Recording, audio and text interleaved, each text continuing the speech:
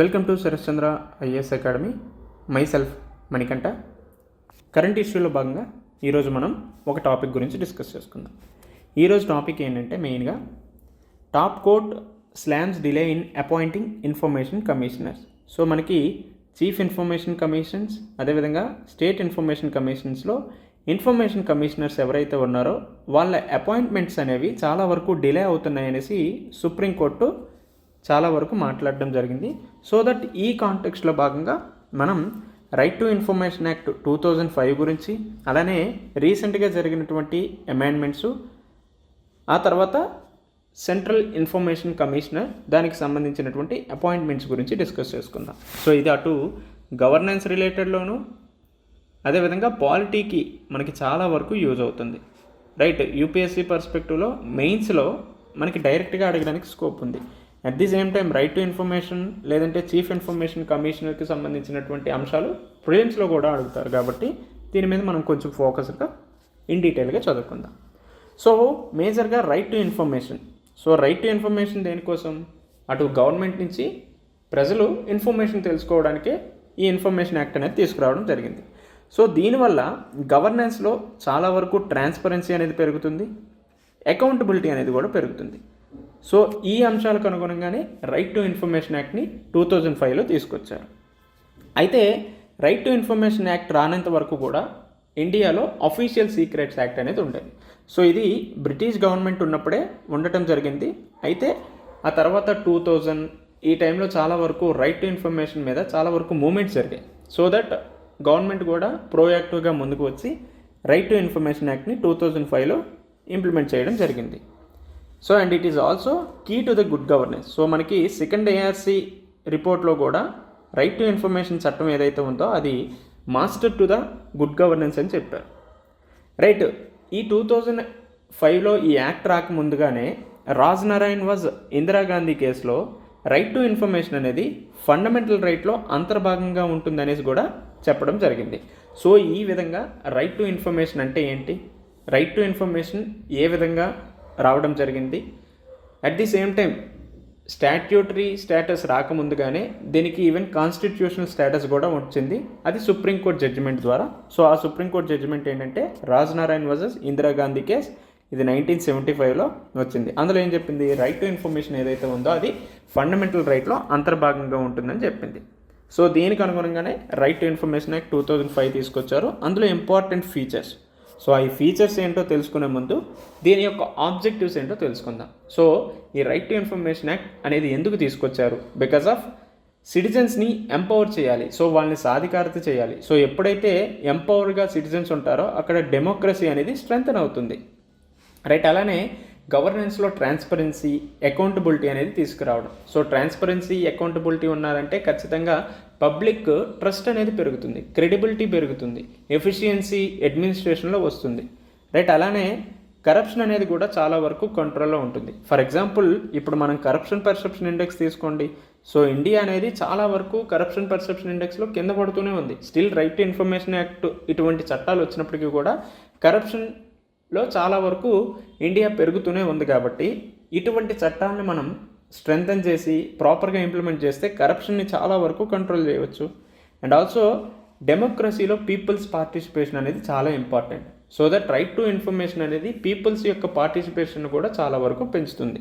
So ఈ objects అనుగుణంగానే right to information act అనేది తీసుకొచ్చారు. అయితే ఇందులో ఉన్నటువంటి ఇంపార్టెంట్ ఫీచర్స్ ఏంటి అనేది కూడా ఒకసారి పరిశీలిద్దాం. సో దట్ ఈ ఇంపార్టెంట్ ఫీచర్స్ ఏంటి, రైట్ టు ఇన్ఫర్మేషన్కి ఎదురవుతున్నటువంటి ఛాలెంజెస్ ఏంటి, ఇవన్నీ చూసినాక సెంట్రల్ ఇన్ఫర్మేషన్ కమిషన్ని ఏ విధంగా అపాయింట్ చేస్తారనేది కూడా చూద్దాం.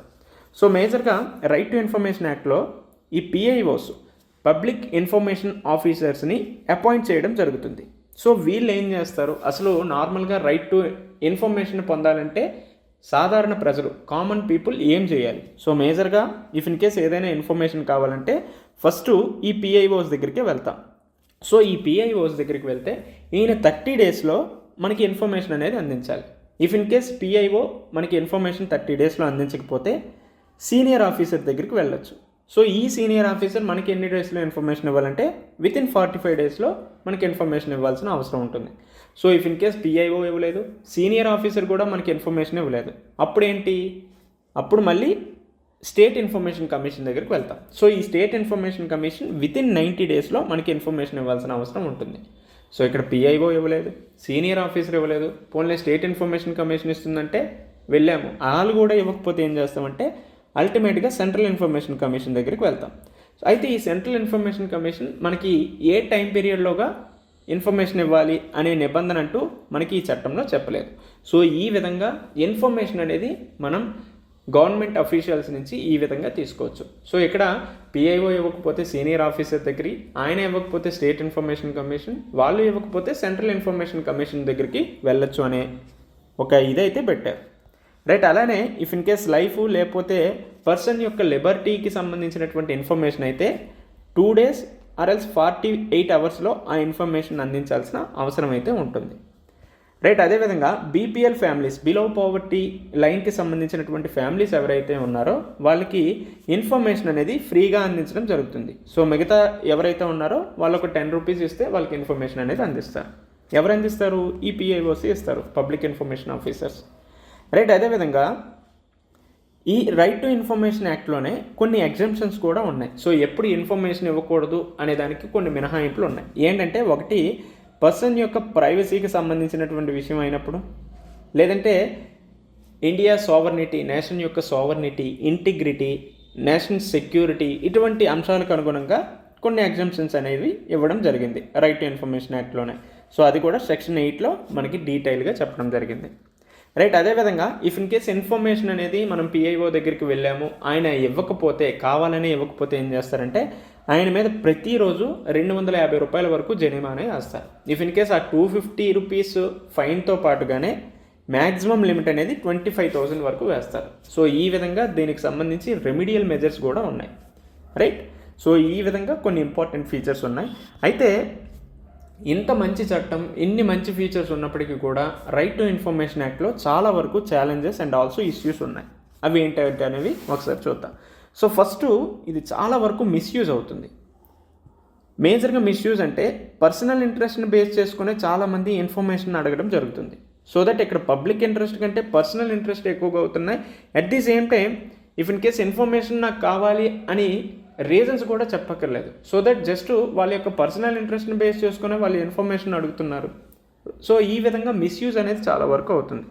And also if in case information మనకి ఇస్తున్నప్పటికీ కూడా ఆ డేటా ఏదైతే ఉందో అందులో చాలా వరకు క్వాలిటీ అనేది తగ్గుతుంది. సో క్వాలిటేటివ్ డేటా అనేది ఉండట్లేదు. సో జస్ట్ క్వాంటిటేటివ్ డేటానే వేస్తున్నారు, కానీ ఆ డేటా ఇచ్చిన దాంట్లో క్వాలిటీ అనేది ఎంతవరకు ఉంది? సో సరైనటువంటి క్వాలిటీ కలిగినటువంటి డేటా ఇవ్వట్లేదు. రైట్. అదేవిధంగా అటు ఆఫీసర్స్కి, అదేవిధంగా సిటిజన్స్కి, ఇద్దరికీ కూడా ఈ రైట్ టు ఇన్ఫర్మేషన్ యాక్ట్ మీద ప్రాపర్గా అవేర్నెస్ అనేది ఉండట్లేదు. సో స్టిల్ ఇప్పటికీ కూడా ఈవెన్ మనం యూపీఎస్సీకి ప్రిపేర్ అయినా లేకపోతే గ్రూప్స్కి ప్రిపేర్ అయినా స్టిల్ ఎప్పటికీ రైట్ టు ఇన్ఫర్మేషన్ యాక్ట్ ప్రకారం ఏ విధంగా మనం ఇన్ఫర్మేషన్ తీసుకోవచ్చు అనే దాని మీద స్టిల్ ఇప్పటికీ మనలో చాలామందికి అవగాహన లేదు. అండ్ ఆల్సో ఆఫీసర్స్ ఎవరైతే ఉన్నారో రెసిస్టెన్స్గా ఫీల్ అవుతున్నారు. సో ఈ విధంగా బ్యూరోక్రటిక్ రెసిస్టెన్స్ అనేది కూడా చాలా ఎక్కువగా ఉంది. రైట్. అలానే పొలిటికల్ పార్టీస్ ఏవైతే ఉన్నాయో అవి ఆర్టీఐ పరిధిలోకి రావట్లేదు. పెండింగ్ కేసెస్ అనేవి చాలా వరకు పెరిగిపోతున్నాయి. సో దాదాపు ఒక 4 lakhs వరకు పెండింగ్ కేసెస్ అనేవి ఇంక్రీజ్ అయ్యాయి. రైట్. అలానే రూల్ నెంబర్ 12 అనేది వన్ ఆఫ్ ద మేజర్ హడ్డల్గా కూడా మారింది. ఏంటి రూల్ నెంబర్ 12 అంటే, if in case right to information కావాలని ఎవరైనా అర్జీ పెట్టుకుంటే ఇఫ్ ఇన్ కేస్ ఆ వ్యక్తి మరణించారు అంటే ఆ ఇన్ఫర్మేషన్ ఇవ్వాల్సిన అవసరం అయితే లేదు. సో దట్ ఈ రూల్ నెంబర్ 12ని అనుసరించే చాలామంది దీన్ని మిస్యూజ్ చేస్తున్నారు. సో దీనివల్ల ఏమవుతుందంటే అటు విజిల్ బ్లోయర్స్కి సరైనటువంటి ప్రొటెక్షన్ లేకపోవడం, రైట్ టు ఇన్ఫర్మేషన్కి సంబంధించినటువంటి యాక్టివిస్టులు ఎవరైతే ఉన్నారో వాళ్ళని చాలా వరకు చంపేయడం జరుగుతుంది. రైట్. ఇది మాత్రమే కాకుండా అటు అపాయింట్మెంట్స్లో చాలా వరకు డిలేస్ అనేవి ఉన్నాయి. సో మేజర్గా సుప్రీంకోర్టు కూడా ఈరోజు చెప్పింది కూడా అదే. సో చాలా వరకు అపాయింట్మెంట్స్లో డిలేస్ అవుతున్నాయి, మీరు చాలా తొందరగా చేయండి, సో దట్ తీసుకొచ్చిన దానికైనా ఒక వాల్యూ ఉంటుందని చెప్పారు. అలానే రీసెంట్గా central information commission, state information కమిషన్కి సంబంధించి అమెండ్మెంట్స్ చేశాయి. సో మేజర్గా అపాయింట్మెంట్స్కి సంబంధించి అమెండ్మెంట్స్ చేశాయి. సో ఈ అమెండ్మెంట్ ఏదైతే ఉందో అది ఇన్ఫర్మేషన్ కమిషన్కి సంబంధించి చాలా వరకు వాటి యొక్క ఇండిపెండెన్స్ని తగ్గించింది. రైట్. ఈ విధంగా రైట్ టు ఇన్ఫర్మేషన్ సమాచార హక్కు చట్టంలో ఇష్యూస్ అండ్ ఛాలెంజెస్ అనేవి ఉన్నాయి. అయితే దీనికి సంబంధించి ఏ విధమైనటువంటి మెజర్స్ తీసుకోవడం వల్ల మనం రైట్ టు ఇన్ఫర్మేషన్ యాక్ట్ని ఒక కీ టు ది గుడ్ గవర్నెన్స్గా తయారు చేయవచ్చు. సో మేజర్గా ఆబ్జెక్టివ్స్ గురించి ఆల్రెడీ మనం డిస్కస్ చేసుకున్నాం. ఒకటి ఏంటి, సిటిజన్స్ని ఎంపవర్ చేయడం కావచ్చు, ట్రాన్స్పరెన్సీ, అకౌంటబిలిటీ అనేది గవర్నెన్స్లో తీసుకురాగలం, సో దట్ గుడ్ గవర్నెన్స్ని కూడా సాధించగలం. సో ఈ గుడ్ గవర్నెన్స్ గురించి అన్నాం కాబట్టి వరల్డ్ బ్యాంక్ ఏవైతే 8 ఫీచర్స్ గురించి గుడ్ గవర్నెన్స్ గురించి చెప్పింది కదా, అవన్నీ రాయొచ్చు. లేదంటే responsiveness, people's participation, efficiency, efficient, rule of law, ఇటువంటివన్నీ కూడా మనం ఇక్కడ కోట్ చేయొచ్చు. ఇది మాత్రమే కాకుండా కరప్షన్ని చాలా వరకు కంట్రోల్ చేయవచ్చు, పీపుల్స్ పార్టిసిపేషన్ కూడా పెంచవచ్చు. సో ఇవన్నీ కూడా సిగ్నిఫికెన్స్గానే వస్తాయి, రైట్. అయితే ఇక్కడ ఇష్యూస్ అండ్ ఛాలెంజెస్ ఏవైతే ఉన్నాయో దానికి అనుగుణంగా వే ఫార్వర్డ్ని సూచించాలి. సో మేజర్గా సెకండ్ ARC చెప్పింది ఏంటంటే రైట్ టు ఇన్ఫర్మేషన్ అనేది master key to the good governance అని చెప్పింది.